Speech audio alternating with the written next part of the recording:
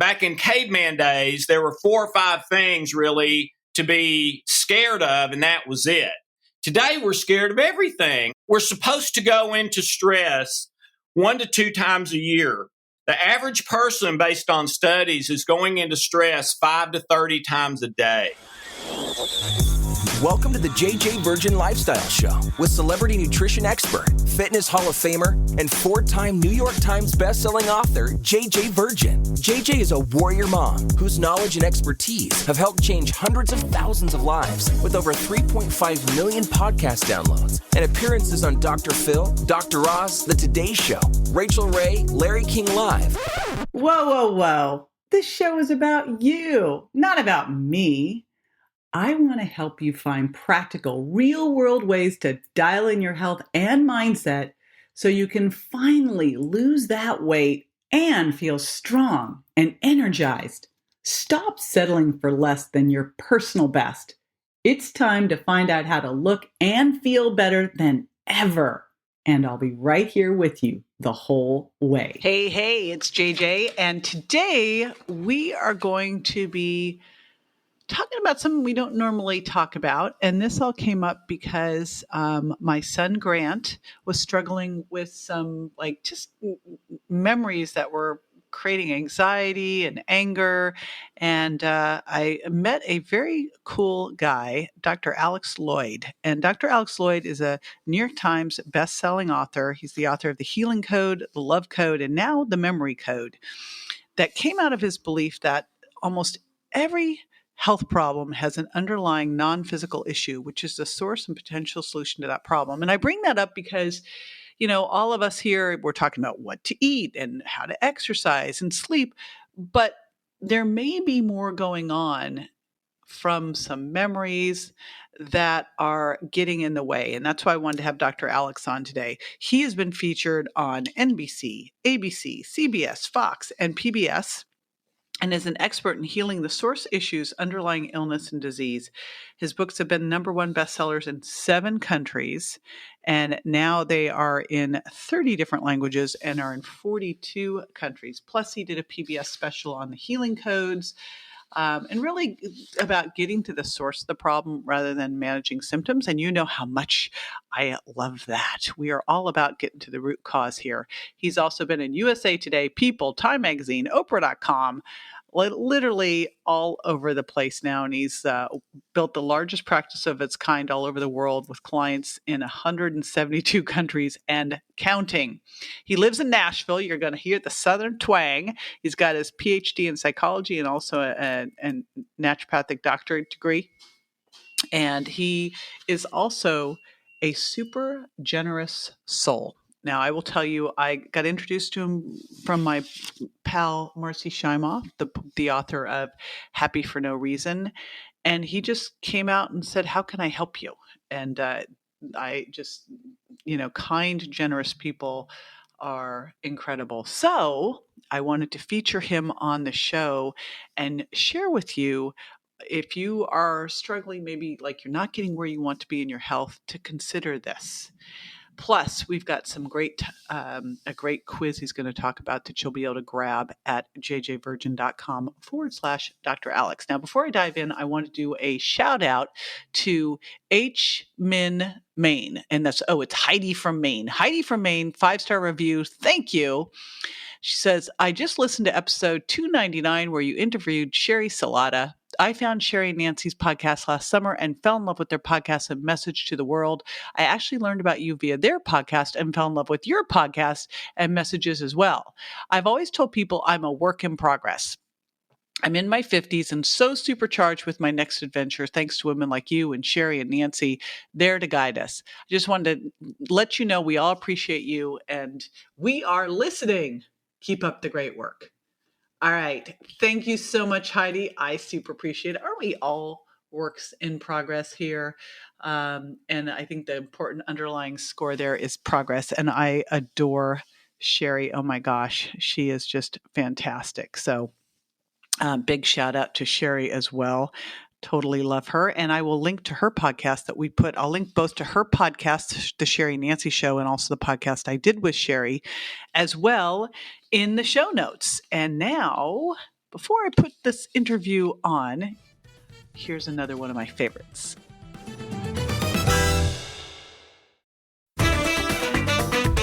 Dr. Alex Loyd, welcome to the show. Excited to talk to you about this today. Thank you so very much, JJ. I'm truly honored to be here. Yeah, we've never gotten into this subject before, so this will be super interesting. And I'd love to, you've had this long, amazing career, and now you have this new book and talking all about memory engineering. How did you get here? Well, it really came out of pain, JJ. The first 12 years of my marriage, my wife and I guess like most people, got married thinking our life's going to be happily ever after with, a house, picket fence, 3 kids, a dog. And less than a year and a half later, we both were miserable. And after visiting 3 doctors, found out that my wife, Hope, was severely clinically depressed. The doctor saying, this is the big bad bear of depression. She'll have it till the day she dies. The good news is we can manage it with medications, which never worked for Hope. Managing it with medications, it didn't manage at all.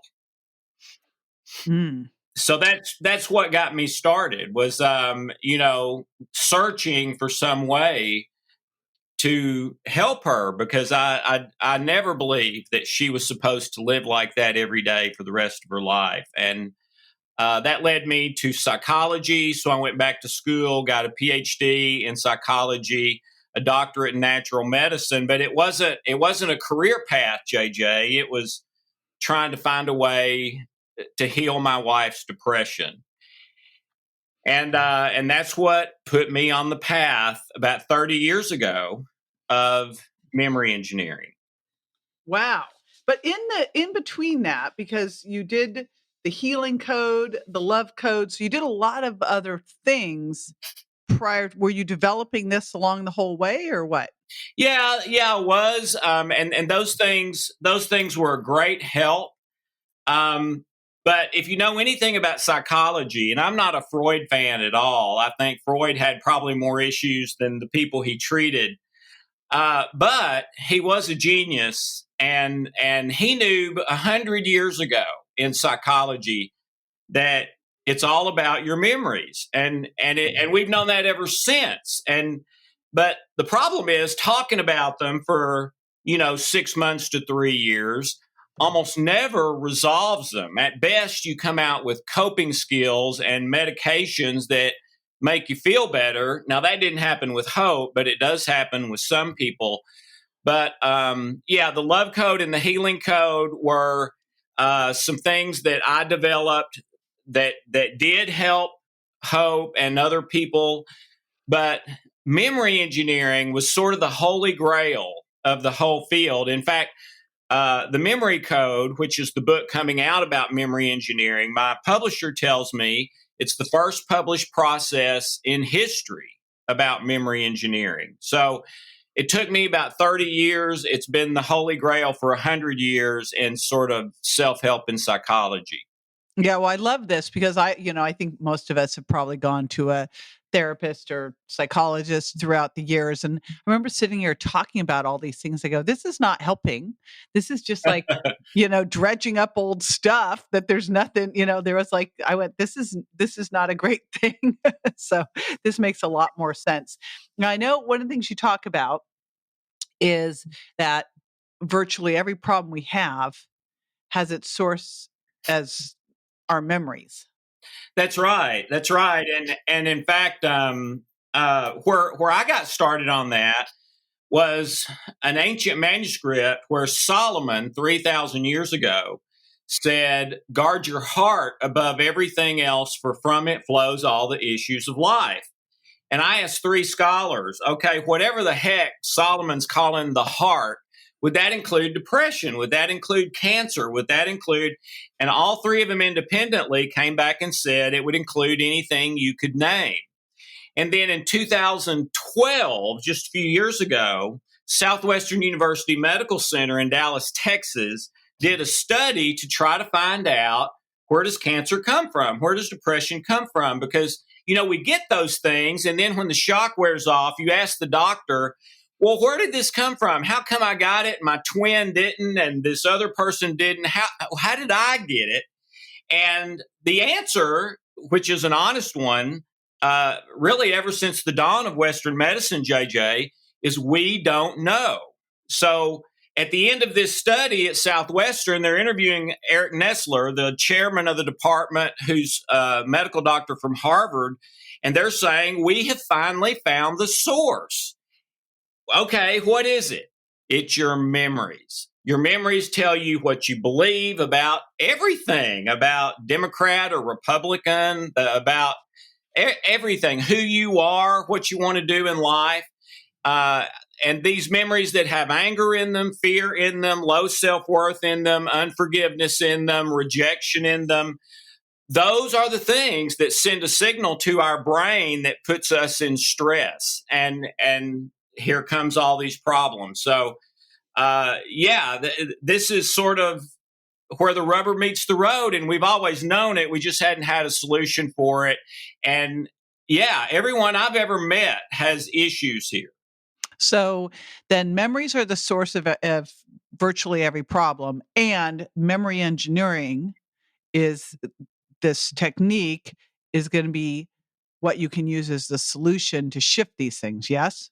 Absolutely. It takes on average about 10 minutes to now, I'm not saying it's good. Your big, huge problem is going to be completely resolved in 10 minutes, but a lot of people see dramatic things happen. But usually in a short period of time, days, weeks, you start to see these huge issues you've never been able to get a handle on before. And it's not that you're getting a handle on them now. It's that it automatically, your beliefs, thoughts, feelings have changed about them. And it's pretty remarkable. And the reason it took me 30 years is because the unconscious mind protects these memories from being healed. So it's not only stumped me, but everyone else in the field, because your unconscious mind, which is 1,000,000 times more powerful than your conscious intention, doesn't want these healed. Why not? Yeah, that's a great question, isn't it? Well, it's a parallel to how your immune system works. If you're listening to this, you've probably heard at some time or another the way vaccines work and the way viruses work.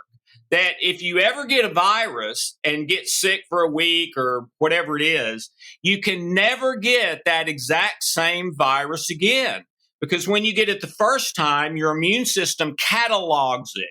And then if it ever comes in again, it knows what it is, and it goes and attacks it before it can get a foothold.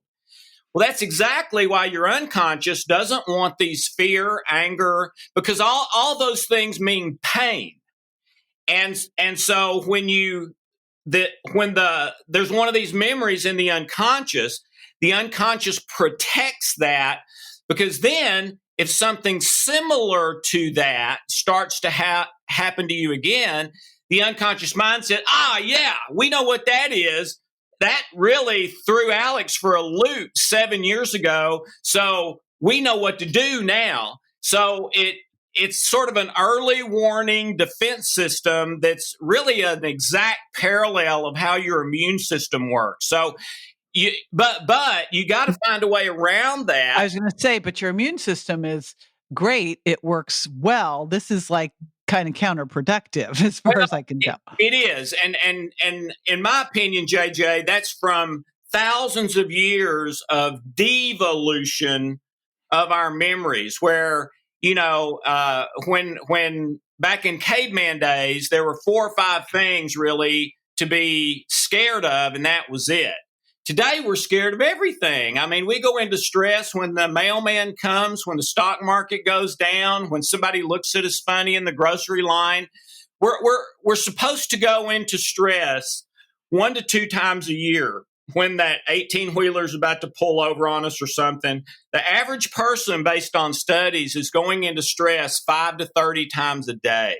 Yeah, and it's no wonder we're suffering with so many different kinds of. I mean, it's for me in the virgin diet, it's how you get food intolerance. Stress is one of the biggest triggers for leaky gut. So, I know that's just the tip of the iceberg of all the Right. health problems it causes. So, you talk about the three things. You have a teaching around that. What is that? Yeah. There were three huge problems that I had to crack in order for memory engineering to work. The first one is that you literally have to form a relationship with your unconscious mind like it's another person you're trying to do mutual benefit business with. The reason is because your unconscious mind's a million times more powerful than your conscious intention. So if you don't have a relationship and it doesn't want this memory healed, forget it. See you later. It just is not going to happen. And and I found a very specific way that your unconscious mind will join hands with you and say, okay, yes, I can buy into that. So that was the first one. The second one is that for most people today, the energy of their unconscious mind is too negative. You have a miraculous function built into your mind called psychological adaptation. And psychological adaptation is to make you okay in virtually any situation within 6 months. Now, 6 months is assuming it's a monster issue, maybe 30 minutes if it's not. And to give your people an idea how big a deal this is, in testing psychological adaptation, one study they did is they took brand new lottery winners who had become millionaires overnight and brand new paraplegics who had just been in a horrible accident and were now paralyzed from the neck down for the rest of their lives. And they gave them both all kinds of emotional, psychological, happiness, fulfillment, meaning and purpose in life tests. And as you would guess, the paraplegics were way down under the floor, and the multimillionaire lottery winners were through the roof.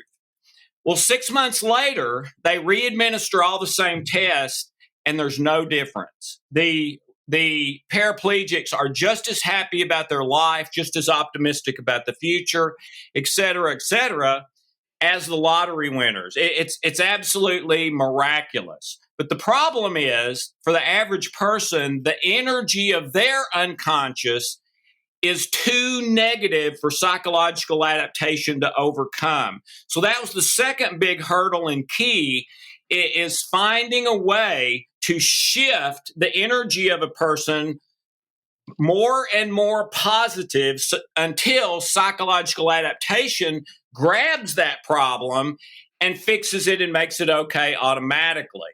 And then the third key was you have to create a new default memory about whatever that thing is. And the new default memory has to be true, and it has to be as love, joy, peace, positively based as possible, because the memory in the unconscious is always not love, joy, peace, but fear, anger, sadness, depression, anxiety, and with the wrong perception, meaning because this happened, my life is over, which is never true.